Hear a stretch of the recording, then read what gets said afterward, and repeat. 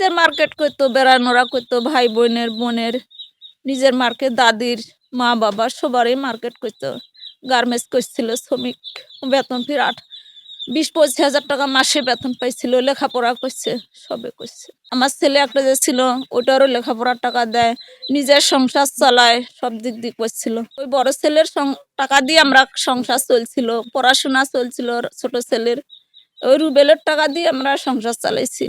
এখন ওই ছেলে আমার চলে গেছে, আমরা এবার ঈদ কিভাবে করব? আমাদের গরিব মানুষ, সরকার থেকে কিছু দেয়ও না। পড়ালেখা করাইছে ছোট ছেলে, সব দিক দিয়ে করছে। এখন আমরা কি করব? এইবার তো ছেলে আমার নাই। আমার ভাইয়ের সাথে আমি ঈদ করতাম। আমি ঘুরতে গেছিলাম ভাইয়ের সাথে, আমার জন্য মার্কেট করে আনছিল পাঞ্জাবি।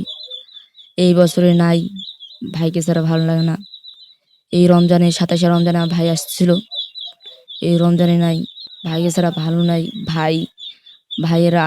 ভাইয়ের হত্যার বিচার চাই। আমার ওষুধপাতির টাকা টুকা দিছিল, কি খাইছি না খাইছি খোঁজ খবর নিছে।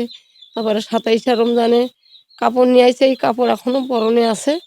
শাড়ি নিয়ে আইছে, সেমাই চিনি নিয়ে আইছে। ছোট ভাইকে লেখাপড়া করে যে ছোট ভাইকে কাপড় নিয়ে দিছে, বাড়ির জন্য আনছে, বোনের বোর জন্য আনছে। এই বছর উবেল আমাদের নাই, এই বছর আমরা কেউ মার্কেট করি নেই। খুবই অশান্তি, আমরা খুবই অশান্তি আছি। কিভাবে ঈদ করিব, কিভাবে ঈদ না করিব? রমজান মাস যাচ্ছে আর আমাদের চোখে পানি।